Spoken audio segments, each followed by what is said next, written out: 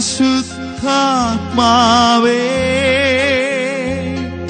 എന്നിൽ നിറയണമേ, നിറഞ്ഞു കവിയണമേ,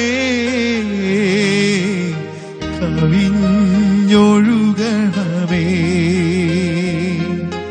പുതിയൊരു ജനനം നൽകും പരിശുദ്ധാത്മാവേ, പുതിയൊരു ശക്തിയിലുണരാ കൃപ നീ ചൊരിയണമേ. പരിശുദ്ധാത്മാവേ എന്നിൽ നിറയണമേ, നിറഞ്ഞു കവിയണമേ, കവിഞ്ഞൊഴുകണമേ. നമ്മുടെ വാരാന്ത്യ ധ്യാനത്തിലേക്ക് നാം പ്രവേശിക്കുകയാണ്. 4 ദിവസങ്ങളായി നടത്തപ്പെടുന്ന ഈ വാരാന്ത്യ ധ്യാനത്തിന്റെ ആദ്യ ദിനത്തിലാണ് നാം ആയിരിക്കുന്നത്. നമ്മൾ ഇന്ന് ദൈവത്തിന്റെ നമ്മോടുള്ള വാത്സല്യത്തെക്കുറിച്ചും ദൈവത്തിന് നമ്മളോടുള്ള അതിരറ്റ സ്നേഹത്തെക്കുറിച്ചും ധ്യാനിക്കുന്ന ദിനമാണ്. ദൈവത്തിന്റെ സ്നേഹം നമ്മെ സംബന്ധിച്ച് ബൗദ്ധികമായ ഒരറിവല്ല, അതിനപ്പുറം നമുക്ക് ഓരോരുത്തർക്കും ഹൃദയത്തിൽ വളരെ വ്യക്തിപരമായി ഫീൽ ചെയ്യേണ്ട, അല്ലെങ്കിൽ നമ്മുടെ ഹൃദയത്തിൽ നമ്മൾ അനുഭവിക്കേണ്ട ഒരു യാഥാർത്ഥ്യമാണ്. നമുക്ക് പരിശുദ്ധാത്മാവിനോട് പ്രാർത്ഥിക്കാം. പരിശുദ്ധാത്മാവെ, ഞങ്ങൾക്ക് ദൈവ സ്നേഹം അനുഭവിക്കാനായിട്ട് ഈ സമയങ്ങളിൽ കൃപാവരം തരണമേ എന്ന് പ്രാർത്ഥിക്കാം. ചെറിയൊരു പ്രാർത്ഥനയോടെ നമ്മൾ ഒരുമിച്ച് ആരംഭിക്കുകയാണ്. പറ്റുന്നവരെല്ലാം കണ്ണുകളടച്ച് കരങ്ങൾ നെഞ്ചോട് ചേർത്ത് വെച്ച്, ദൈവമേ, ഞങ്ങൾ അങ്ങയെ വിശ്വസിക്കുന്നു എന്ന് ഹൃദയത്തിൽ നമുക്ക് ഏറ്റുപറയാം. അങ്ങെന്നെ സ്നേഹിക്കുന്നുവെന്ന്, അങ്ങ് മാത്രമാണ് എന്നെ ഞാൻ ആയിരിക്കുന്നത് പോലെ മനസ്സിലാക്കി എന്നെ സ്നേഹിക്കുന്നത് എന്ന് എന്റെ ഹൃദയത്തിൽ വിശ്വസിക്കാൻ കൃപാവരം തരണമേ എന്ന് ഞങ്ങൾ സ്നേഹപൂർവ്വം പ്രാർത്ഥിക്കുന്നു. നല്ല ദൈവമേ, അങ്ങയുടെ സ്നേഹം ഞങ്ങളുടെ ഹൃദയത്തിന്റെ ആഴങ്ങളിൽ അനുഭവിച്ച് ജീവിക്കാൻ ഞങ്ങൾക്ക് പ്രാപ്തി നൽകണമേ എന്ന് അങ്ങയോട് ഞങ്ങൾ പ്രാർത്ഥിക്കുന്നു. സ്വർഗസ്ഥനായ ഞങ്ങളുടെ അപ്പ, അങ്ങയുടെ വാത്സല്യം ഹൃദയത്തിൽ അനുഭവിക്കാൻ ഞങ്ങൾക്ക് ഏവർക്കും കൃപാവരം നൽകണമേ. നല്ല ദൈവമേ, ഞങ്ങളെയും ഞങ്ങളുടെ സാഹചര്യങ്ങളെയും ഞങ്ങളുടെ ഉത്കണ്ഠകളെയും ഞങ്ങളുടെ ജീവിതാവസ്ഥകളെയും അങ്ങയുടെ കരങ്ങളിൽ സമർപ്പിച്ച് പ്രാർത്ഥിക്കുന്നു. ഞങ്ങളെ അനുഗ്രഹിക്കണമേ. പിതാവിന്റെയും പുത്രന്റെയും പരിശുദ്ധാത്മാവിന്റെയും നാമത്തിൽ ആമേൻ. പ്രിയമുള്ളവരെ, നമ്മൾ ഉൽപ്പത്തി പുസ്തകത്തില് ദൈവം മനുഷ്യനെ സൃഷ്ടിച്ച, ദൈവം മനുഷ്യന് രൂപം കൊടുത്ത യാഥാർത്ഥ്യത്തെക്കുറിച്ച് ഉൽപ്പത്തി പുസ്തകം 2-ാം അധ്യായത്തിന്റെ 7-ാമത്തെ തിരുവചനത്തിൽ ഇപ്രകാരം വായിക്കുന്നുണ്ട്. ഉൽപ്പത്തി പുസ്തകം 2:7. ദൈവമായ കർത്താവ് ഭൂമിയിലെ പൂഴി കൊണ്ട് മനുഷ്യനെ രൂപപ്പെടുത്തുകയും ജീവന്റെ ശ്വാസം അവന്റെ നാസാരന്ധ്രങ്ങളിലേക്ക് നിശ്വസിക്കുകയും ചെയ്തു. അങ്ങനെ മനുഷ്യൻ ജീവനുള്ളവനായി തീർന്നു. വചനം അവസാനിപ്പിക്കുന്ന ഇങ്ങനെയാണ്: അങ്ങനെ മനുഷ്യൻ ജീവനുള്ളവനായി തീർന്നു. ഒരു ചോദ്യം ഇങ്ങനെയാണ്: എങ്ങനെയാണ് മനുഷ്യൻ ജീവൻ പ്രാപിച്ചത്? ഉത്തരം ദൈവവചനം തന്നെ നമുക്ക് തരുന്നുണ്ട്. ദൈവത്തിന്റെ സ്നേഹം, ദൈവത്തിന്റെ ജീവൻ അവനിലേക്ക് ദൈവം നൽകി. അങ്ങനെ മനുഷ്യൻ ജീവനുള്ളവനായി തീർന്നു.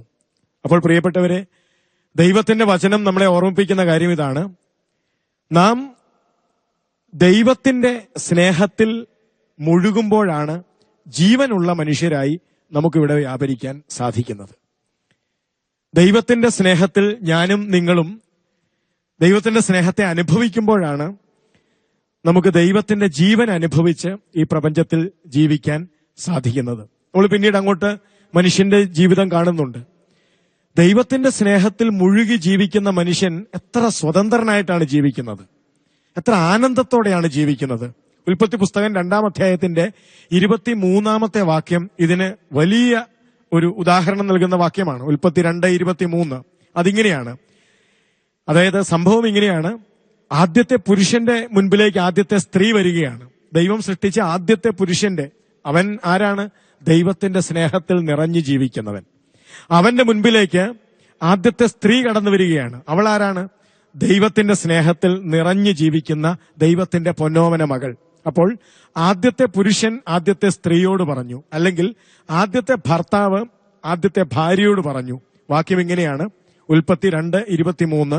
അപ്പോൾ അവൻ പറഞ്ഞു, ഒടുവിലിതാ എന്റെ അസ്ഥിയിൽ നിന്നുള്ള അസ്ഥിയും മാംസത്തിൽ നിന്നുള്ള മാംസവും, നരനിൽ നിന്നെടുക്കപ്പെട്ടതുകൊണ്ട് ഇവൾ നാരി എന്ന് വിളിക്കപ്പെടും.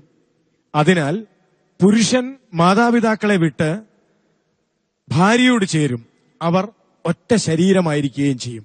ഉൽപ്പത്തി 2:23-24 വാക്യങ്ങളാണ്. നോക്കുക, ദൈവത്തിന്റെ സ്നേഹത്തിൽ നിറഞ്ഞു ജീവിക്കുന്ന മനുഷ്യന്റെ ഹൃദയത്തിൽ നിന്ന് വരുന്ന വാക്കുകൾക്ക് പോലും എന്ത് സൗന്ദര്യമാണ്. അവന്റെ ഉള്ളിന്റെ സൗന്ദര്യമാണത്. അവൻ അവളോട് പറഞ്ഞു, ഇതാ എന്റെ അസ്ഥിയുടെ അസ്ഥി, എന്റെ മാംസത്തിന്റെ മാംസം. അതവന്റെ ഉള്ളിന്റെ സൗന്ദര്യമാണ്. കാരണം എന്താണ്? ഈ സൗന്ദര്യത്തിന്റെ കാരണം എന്താണ്? അവൻ ദൈവത്തിന്റെ സ്നേഹം അനുഭവിക്കുന്നു. അതുകൊണ്ട് പ്രിയപ്പെട്ടവരെ, ദൈവത്തിന്റെ സ്നേഹം അനുഭവിച്ച് ജീവിക്കുന്ന ഒരു മനുഷ്യന് മാത്രമേ ഈ പ്രപഞ്ചത്തിൽ വളരെ ആനന്ദത്തോടെ ജീവിക്കാൻ സാധിക്കുകയുള്ളൂ. ഒരുവൻ ഈ പ്രപഞ്ചത്തിൽ സ്വാതന്ത്ര്യത്തോടെ ജീവിക്കാൻ സാധിക്കണമെങ്കിൽ, സന്തോഷത്തോടെ ജീവിക്കാൻ സാധിക്കണമെങ്കിൽ അവൻ ദൈവത്തിന്റെ സ്നേഹം അനുഭവിച്ചേ മതിയാവൂ. ഇനി മറ്റൊരു വാക്യം കൂടിയുണ്ട് ഇതിനുദാഹരണമായിട്ട്. അതും ഉൽപ്പത്തി പുസ്തകം 2-ാം അധ്യായത്തിന്റെ 25-ാമത്തെ വാക്യമാണ്. മനോഹരമായൊരു വാക്യം. അതിങ്ങനെയാണ് പറയുന്നത്, പുരുഷനും അവന്റെ ഭാര്യയും നഗ്നരായിരുന്നു. നോക്കുക, പുരുഷനും അവന്റെ ഭാര്യയും നഗ്നരായിരുന്നു.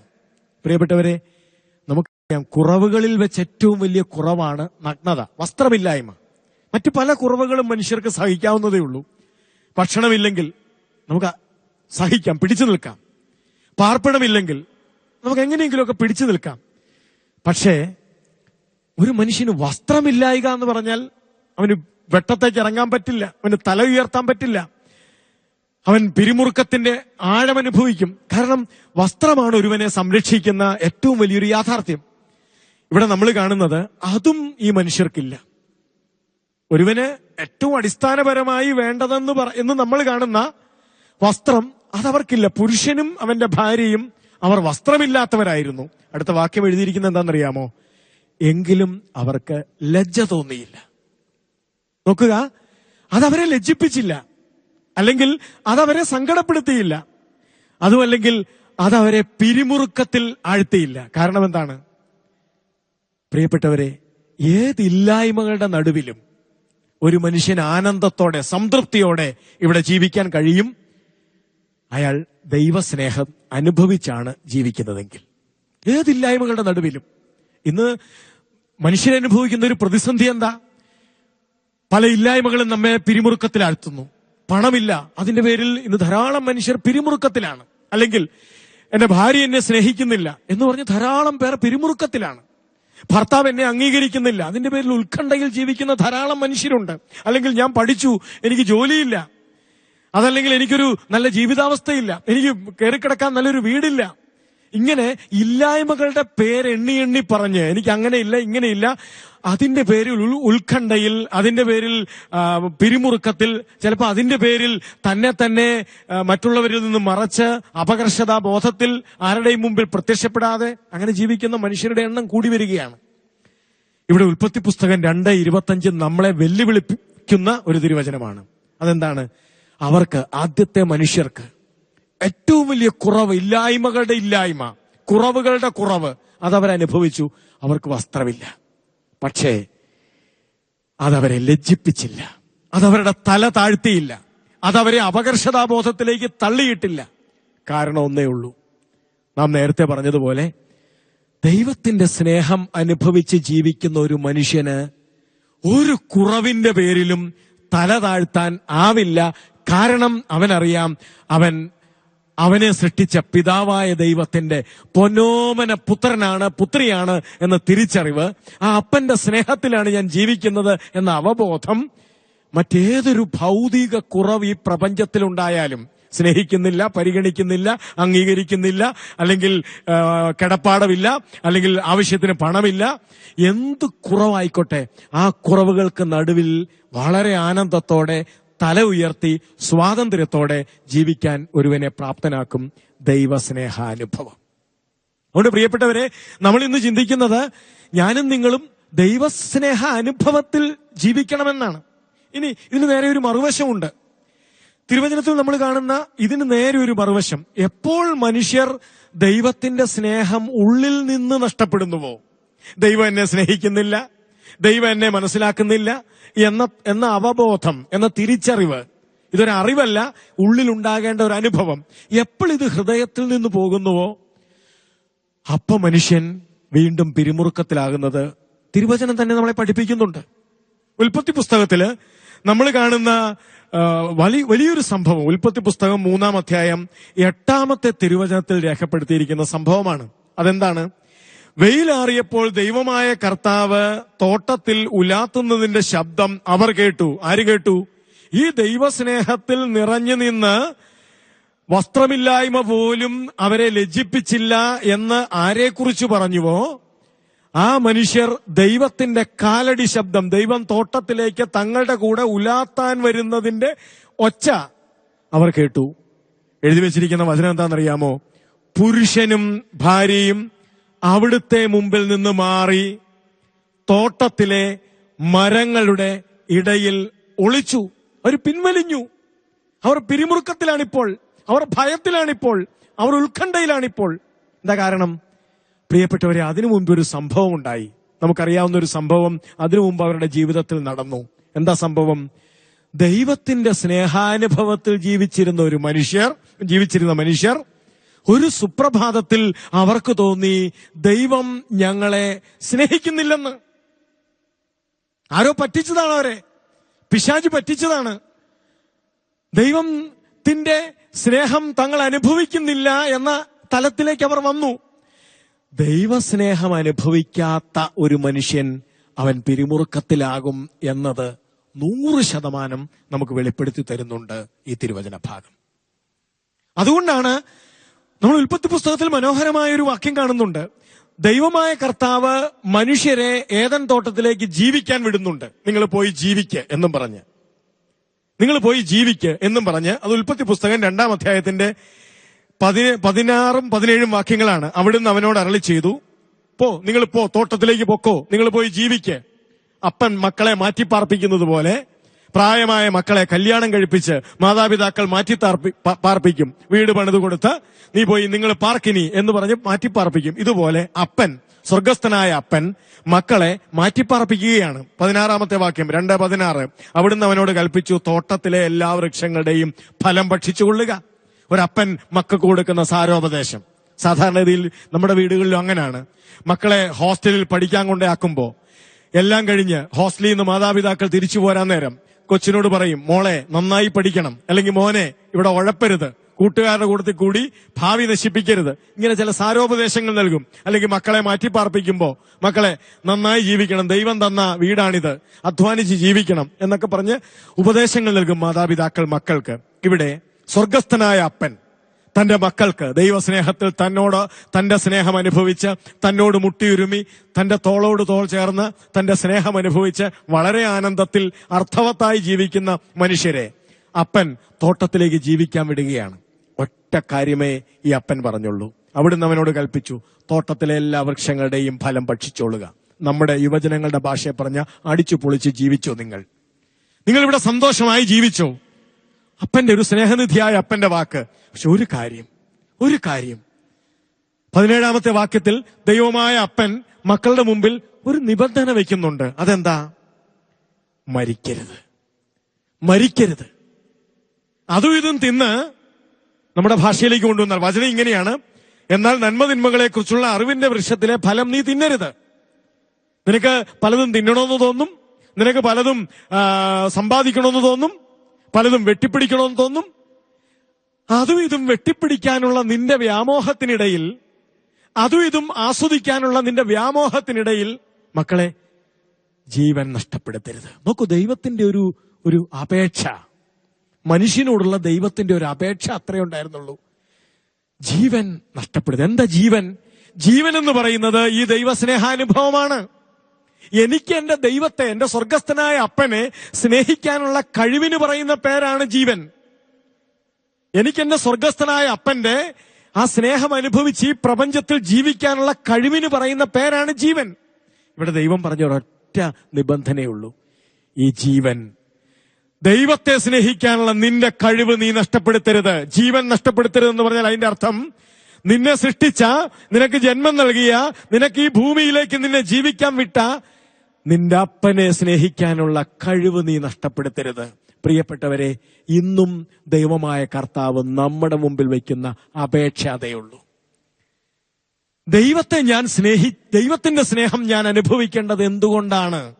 ദൈവത്തിന് എന്തെങ്കിലും ഗുണമുണ്ടാകുമായിട്ടല്ല പ്രിയപ്പെട്ടവരെ. ഞാൻ എന്റെ ദൈവത്തെ സ്നേഹിക്കണമെന്ന് ദൈവം പറയുന്നത് ദൈവത്തിന് അതുകൊണ്ട് എന്തെങ്കിലും ഗുണമുണ്ടാകുമായിട്ടല്ല.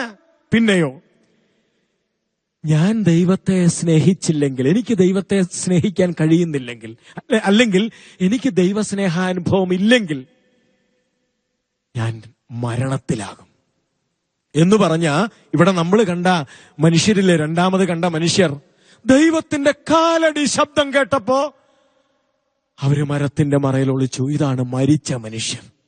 അവൻ എല്ലാത്തിനെയും പേടിയ, അവൻ എല്ലാരെയും പേടിയ, അവന് സ്വാതന്ത്ര്യമില്ല, അവൻ ഉത്കണ്ഠയാണ്. നാളെ എന്താവുമോ, മറ്റന്നാൾ എന്താവുമോ, അയ്യോ എന്റെ കൊച്ചുങ്ങൾ എന്താവുമോ, ഉത്കണ്ഠയാണ്. കാരണം എന്താ?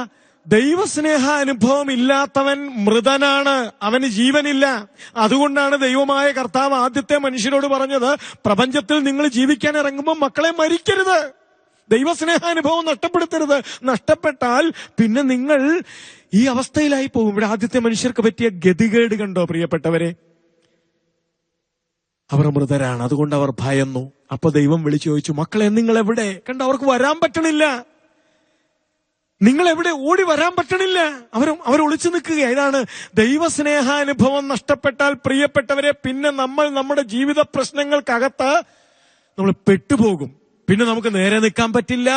നമുക്ക് ഒരു പ്രശ്നം വന്നാൽ അത് ഫേസ് ചെയ്യാനുള്ള കരുത്തില്ല, അത് പരിഹരിക്കാനുള്ള കഴിവ് നമുക്കില്ല. നമ്മൾ ആകെ തളർന്നു പോകും. ഇന്ന് ധാരാളം മനുഷ്യർ ജീവിതത്തിൽ തകർന്നതിന്റെ കാരണം ഈ ദൈവസ്നേഹം അനുഭവിക്കാത്തത് കൊണ്ടാണ്.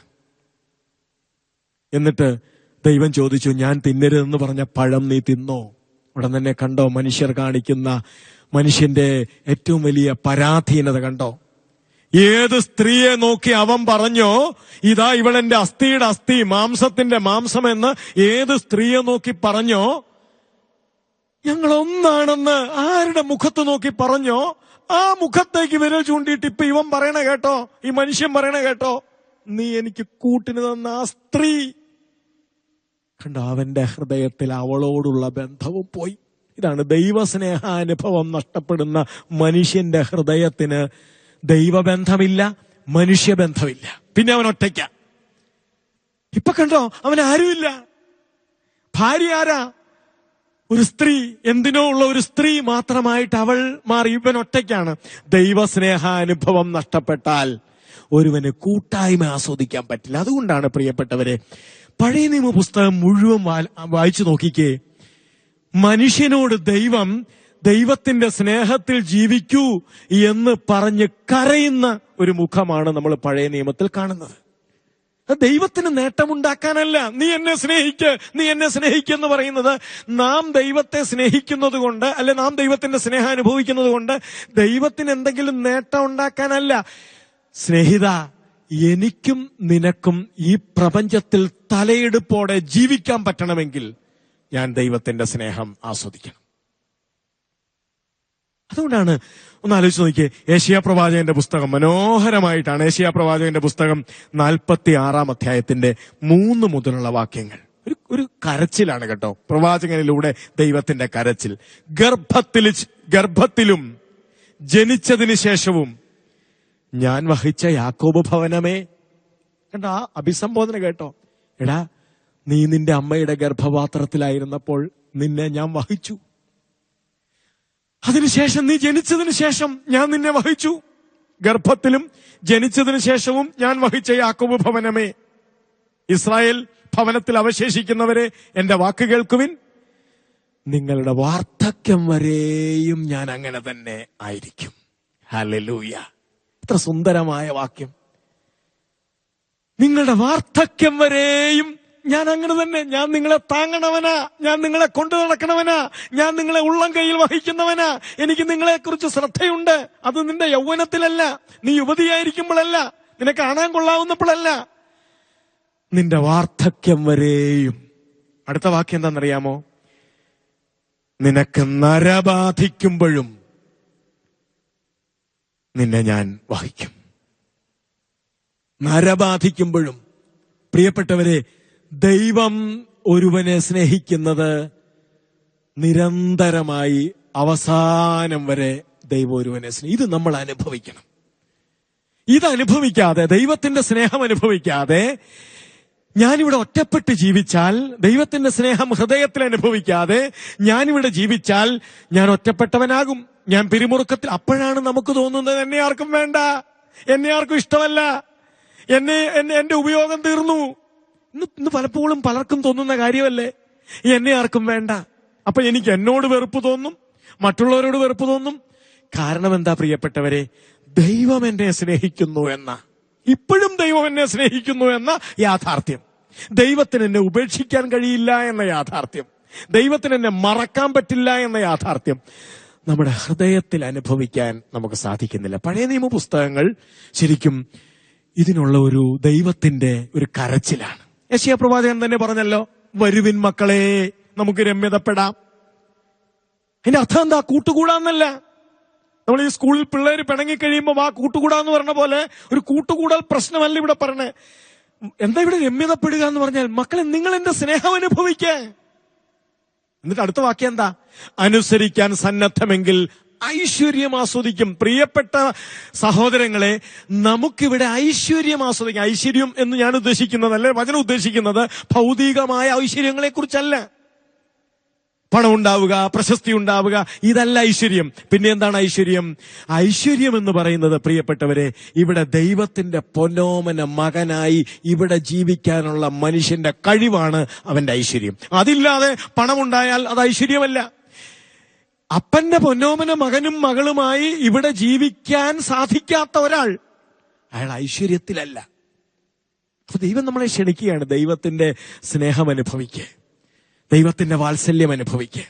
പ്രിയപ്പെട്ടവരെ, ഈ പ്രപഞ്ചത്തിൽ ഇന്ന് ഞാനിവിടെ ജീവിക്കുമ്പോൾ എനിക്ക് എങ്ങോട്ട് നോക്കിയാലും ദൈവത്തിന്റെ സ്നേഹം അനുഭവിക്കാൻ എല്ലാം ദൈവം ഒരുക്കി വെച്ചിട്ടുണ്ട്. വിശുദ്ധ പൗലോസ് ശ്ലീഹ റോമാക്കാർക്ക് എഴുതുന്ന ലേഖനം 1-ാം അധ്യായത്തിന്റെ 19 മുതലുള്ള വാക്യങ്ങൾ, ദൈവത്തെക്കുറിച്ച് അറിയാൻ കഴിയുന്നതൊക്കെ അവർക്ക് വ്യക്തമായി അറിയാം. പ്രിയപ്പെട്ടവരെ, ദൈവത്തിന്റെ സ്നേഹം, ദൈവത്തിന്റെ വാത്സല്യം, ദൈവത്തിന്റെ ശക്തി, ദൈവത്തിന്റെ കരുണ, ഇതെല്ലാം ദൈവം നമുക്ക് വെളിപ്പെടുത്തി തന്നിട്ടുണ്ട്. അടുത്ത വാക്യം എങ്ങനെയാണ്? ദൈവം അവയെല്ലാം അവർക്ക് വെളിപ്പെടുത്തി കൊടുത്തിട്ടുണ്ട്. അതുകൊണ്ട് നമ്മള് പ്രിയപ്പെട്ടവരെ, ദൈവത്തിന്റെ സ്നേഹവും വാത്സല്യവും കാരുണ്യവും ഒക്കെ ദൈവം നമുക്ക് വെളിപ്പെടുത്തി തന്നിട്ടുണ്ട്. നമ്മളത് അനുഭവിക്കണം. എങ്ങനെയാണ് വെളിപ്പെടുത്തിയിരിക്കുന്നത്? ലോക സൃഷ്ടി മുതൽ ദൈവത്തിന്റെ അദൃശ്യ പ്രകൃതി, അതായത് അവിടുത്തെ അനന്തശക്തിയും ദൈവത്വവും സൃഷ്ടവസ്തുക്കളിലൂടെ അവിടുന്ന് സ്പഷ്ടമാക്കിയിട്ടുണ്ട്. നമ്മളൊന്ന് ആലോചിച്ച് നോക്കിയേ, നമുക്ക് ചുറ്റുമുള്ള ഓരോ വസ്തുവിലും, എനിക്ക് മുമ്പിൽ പ്രഭാതത്തിൽ എന്റെ കൺമുമ്പിൽ ഞാൻ കാണുന്ന സൂര്യപ്രകാശം മുതൽ ഈ പ്രപഞ്ചത്തിലെല്ലാറ്റിലൂടെയും ദൈവം, എന്നോടുള്ള ദൈവത്തിന്റെ വാത്സല്യം, എന്നോടുള്ള ദൈവത്തിന്റെ കരുതൽ, എന്നോടുള്ള ദൈവത്തിന്റെ അങ്ങേയറ്റത്തെ ഇഷ്ടം, ഇത് വെളിപ്പെടുത്തിയിട്ടുണ്ട്. ഒന്ന് ആലോചിച്ച് നോക്കിയേ, എനിക്ക് വേണ്ടി ദൈവം സസ്യങ്ങളെ മുളപ്പിച്ചിരിക്കുന്നു. ആ സസ്യങ്ങളുടെ ഇലകളിൽ നടക്കുന്ന പ്രകാശ വിശ്ലേഷണം, സ്കൂളിൽ കുട്ടികൾ പഠിക്കുന്ന ഫോട്ടോസിന്തസിസ്, ആ പ്രകാശ വിശ്ലേഷണം, ഫോട്ടോസിന്തസിസ് വഴി ആ ഇലകൾ ഓക്സിജനെ, കാർബൺ ഡൈ ഓക്സൈഡിനെ സ്വീകരിച്ച് ഓക്സിജനെ പുറത്തുവിടുന്നു. എന്തിനാണത്? എനിക്ക് ശ്വസിക്കാൻ. അപ്പം ഈ എന്റെ വീടിന്റെ മുറ്റത്ത് കാണുന്ന പുല്ലും നാമ്പും ദൈവത്തിന് എന്നോടുള്ള സ്നേഹത്തിന്റെ അടയാളമാണ്.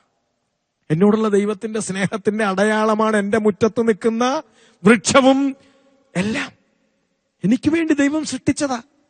ഇങ്ങനെ പ്രപഞ്ചത്തിലേക്ക് നോക്കുമ്പോ സ്നേഹിത, എനിക്കും നിനക്കും വേണ്ടി ദൈവം മനോഹരമായി സൃഷ്ടിച്ചു വച്ചിരിക്കുന്ന വസ്തുക്കളാണ് എനിക്ക് ചുറ്റുമുള്ളതെല്ലാം. ഇതിലൂടെയാണ് ഞാൻ ദൈവത്തിന്റെ സ്നേഹം ആസ്വദിക്കേണ്ടത്. എന്നോടുള്ള ദൈവത്തിന്റെ കരുതൽ കണ്ടോ? എന്നോടുള്ള ദൈവത്തിന്റെ വാത്സല്യം കണ്ടോ? ഇത് ഞാൻ എന്റെ മുറ്റത്ത് നിൽക്കുന്ന ചെടിയുടെ ഇലയിലേക്ക് നോക്കുമ്പോൾ ഞാൻ ഈ കരുതൽ അനുഭവിക്കണം. ഇന്ന് പലപ്പോഴും കഴിയുന്നത് നമുക്കിത് ആസ്വദിക്കാൻ പറ്റണില്ല. എനിക്ക് മുൻപിൽ വിടരുന്ന ദൈവത്തിന്റെ ഈ അനന്ത പ്രേമം, എന്നോടുള്ള അനന്ത ഇഷ്ടം, അതെനിക്ക് ആസ്വദിക്കാൻ ഈ സൂര്യൻ, എനിക്ക് വേണ്ടി ഉദിക്കുന്ന സൂര്യൻ, എനിക്ക് കഴിയുന്നില്ല ഈ സൂര്യനിലേക്ക് നോക്കി, സൂര്യപ്രകാശത്തിലേക്ക് നോക്കി. നമ്മളൊന്ന് ആലോചിച്ച് നോക്കിയേ, ഇന്ന് ഇരുട്ടുന്നില്ല എന്ന് കൂട്ട്, ഇന്നിവിടെ ഇരുട്ടുണ്ടാകുന്നില്ല, രാത്രിയാവുന്നില്ല. നമ്മൾ എന്ത് ചെയ്യും? നമ്മൾ അധ്വാനം നിർത്തൂല. നമ്മൾ അധ്വാനിക്കും. മനുഷ്യൻ എങ്ങനെയാണ്? അവസരം കിട്ടിയാൽ അവന് ഇച്ചിരി നേരം കൂടി അധ്വാനിക്കും.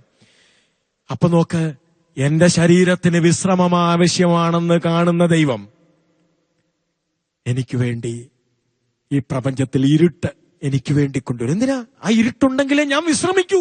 എന്റെ ശരീരത്തെ വിശ്രമത്തിലേക്ക് ദൈവം നയിക്കുന്നു. എന്നോടുള്ള സ്നേഹം കണ്ടോ? ഇനി കുറെ വിശ്രമം കഴിയുമ്പോൾ ഞാൻ ഉണർന്നെണീക്കാൻ വേണ്ടി ഇവിടെ പ്രഭാതമാക്കുന്നു. എനിക്ക് വേണ്ടി കാരണം എന്താ? ഞാൻ വിശ്രമിച്ചാൽ മാത്രം പോരാ, ഞാൻ ജോലി ചെയ്യണം, എങ്കിലേ എനിക്ക് ജീവിക്കാൻ പറ്റുള്ളൂ. അപ്പൊ ജോലി ചെയ്യണമെങ്കിൽ ഞാൻ ഉണർന്നെണീക്കണം. ഉണർന്നെണീക്കാൻ എനിക്ക് വേണ്ടി ദൈവം പ്രഭാതം ഒരുക്കുന്നു. ഇപ്പൊ കണ്ടോ, ഓരോ പ്രഭാതവും ദൈവത്തിന്റെ സ്നേഹമാണ്. ഓരോ ഇരുളും ഓരോ രാത്രിയും ദൈവത്തിന് എന്നോടുള്ള സ്നേഹത്തിന്റെ അടയാളമാണ്. അപ്പൊ ഇരുളിനെ കാണുമ്പോ ഹല്ലേലൂയ പറയാൻ എനിക്ക് കഴിയുമ്പോ, പ്രഭാതത്തെ കാണുമ്പോ ദൈവമേ സ്തോത്രം എന്ന് പറയാൻ എനിക്ക് കഴിയുമ്പോ ഞാൻ അനുഭവിക്കുകയാണ്. ആരെ? ദൈവത്തെ. എന്തിനെ? ദൈവത്തിന്റെ സ്നേഹത്തെ.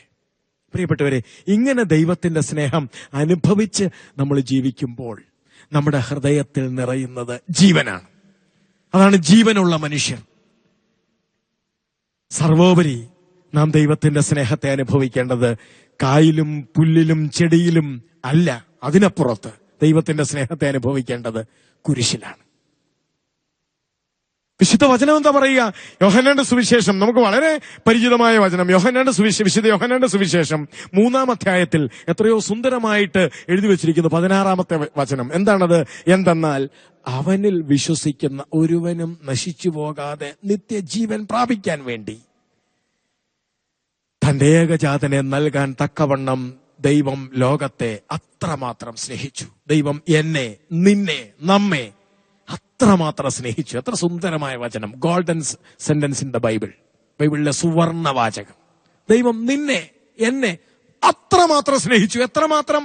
തന്റെ പുത്രനെ കുരിശിൽ ഉപേക്ഷിക്കാൻ തക്കവണ്ണം. അപ്പൊ കുരിശിലേക്ക് നോക്കുമ്പോ ദൈവമേ എന്നോടുള്ള അങ്ങയുടെ സ്നേഹം, ഇത് ധ്യാനിക്കാൻ നമുക്ക് കഴിയണം, നമ്മൾ അനുഭവിക്കണം കുരിശിലേക്ക് നോക്കുമ്പോ. അതുകൊണ്ടാണ് മർക്കോസ് സുവിശേഷം 14-ാം അധ്യായത്തിൽ സുന്ദരമായിട്ട് സുവിശേഷകൻ എഴുതി വെച്ചിട്ടുണ്ട്. ഒരു ചെറുപ്പക്കാരൻ, കർത്താവായ മിശിഹ, ഗത്സമൻ തോട്ടത്തിലിരുന്ന് അവൻ നിലവിളിച്ചു, അപ്പാ പറ്റണില്ലപ്പാ, ഈ പാനപാത്രം നീക്കിത്തരണമേ.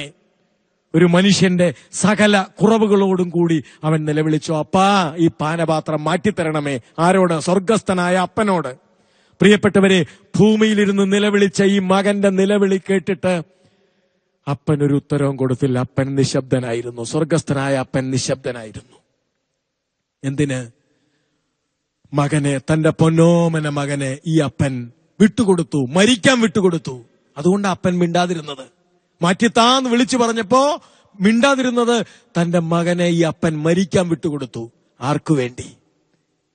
സ്നേഹിത, നിനക്ക് വേണ്ടി. ഇതാണ് നിന്നോടുള്ള നിന്റെ സ്വർഗസ്ഥനായ അപ്പന്റെ സ്നേഹം. നിനക്ക് വേണ്ടി, എനിക്ക് വേണ്ടി. സ്വർഗസ്ഥനായ അപ്പൻ തന്റെ പൊന്നോമന മകനെ അവന്റെ നിലവിളി കേൾക്കാതെ മരണത്തിന് വിട്ടുകൊടുത്തു. ഇതാണ് സ്വർഗസ്ഥനായ ദൈവത്തിന് എന്നോടുള്ള അതിരറ്റ വാത്സല്യം, സ്നേഹം, കാരുണ്യം. ഇതനുഭവിച്ചുകൊണ്ട് നമ്മളിവിടെ ജീവിക്കുമ്പോൾ പ്രിയപ്പെട്ടവരെ, നമുക്കും ജീവനുള്ള മനുഷ്യരായി, ദൈവത്തിന്റെ ജീവൻ ഉള്ളിൽ പേറുന്ന മനുഷ്യരായി നമുക്കിവിടെ ജീവിക്കാൻ സാധിക്കും. നമുക്ക് പ്രാർത്ഥിക്കാം. ഒരു നിമിഷം കണ്ണുകളടച്ച്. എന്നെ സ്നേഹിക്കുന്ന വത്സല പിതാവേ, എനിക്ക് വേണ്ടി പ്രപഞ്ചത്തിലെ സകലതും സൃഷ്ടിച്ച ദൈവമേ, എന്നെക്കുറിച്ച് ഓർക്കുമ്പോ ഉള്ളം തുടിക്കുന്നു എന്ന് അരുളി ചെയ്ത ദൈവമേ, നിനക്ക് വേണ്ടി എന്റെ ഹൃദയം തുടിക്കുന്നു എന്ന് ജെറമിയ പ്രവാചകനിലൂടെ അരുളി ചെയ്ത ദൈവമേ, ഇപ്പോൾ ഞാനിവിടെ ഇരുന്ന് പ്രാർത്ഥിക്കുന്ന ഈ സമയം എനിക്ക് വേണ്ടി എന്റെ അപ്പാ അങ്ങയുടെ ഹൃദയം തുടിക്കുന്നു എന്ന് എന്നെ ഓർത്ത് അപ്പന്റെ ഹൃദയം തുളുമ്പുന്നു എന്ന് ഞാൻ വിശ്വസിക്കുന്നു. ദൈവമേ, ഞാൻ ഈ പ്രപഞ്ചത്തിൽ ഒറ്റപ്പെട്ടവനല്ല, ഞാൻ ആരും ശ്രദ്ധിക്കാനില്ലാത്തവനോ ഇല്ലാത്തവളോ അല്ല. എന്നെ ശ്രദ്ധിക്കുന്ന ഒരു ദൈവമുണ്ട്, എന്നെ ഉള്ളം കയ്യിൽ താങ്ങണ ഒരു ദൈവമുണ്ട്. എനിക്ക് വേണ്ടി പൊന്നോമന പുത്രനെ പോലും കുരിശിൽ മരണത്തിന് വിട്ടുകൊടുക്കാൻ തയ്യാറായ ഒരു ദൈവം എനിക്കുണ്ട്. ദൈവമേ, അങ്ങനെ സ്നേഹിക്കുന്നു എന്ന് ഞാൻ വിശ്വസിക്കുന്നു. ഇപ്പോഴും അങ്ങനെ സ്നേഹിക്കുന്നു എന്ന് ഞാൻ വിശ്വസിക്കുന്നു. അങ്ങയുടെ സ്നേഹം ഹൃദയത്തിൽ അനുഭവിച്ച് ജീവിക്കാൻ എനിക്ക് പ്രാപ്തി നൽകണമേ എന്ന് ഞാൻ അപേക്ഷിക്കുന്നു. ദൈവമേ, എന്നെ അങ്ങയുടെ സ്നേഹത്തിലേക്ക് ഞാൻ വിട്ടു തന്നുകൊണ്ട് പിതാവിന്റെയും പുത്രന്റെയും പരിശുദ്ധാത്മാവിന്റെയും നാമത്തിൽ ആമേൻ.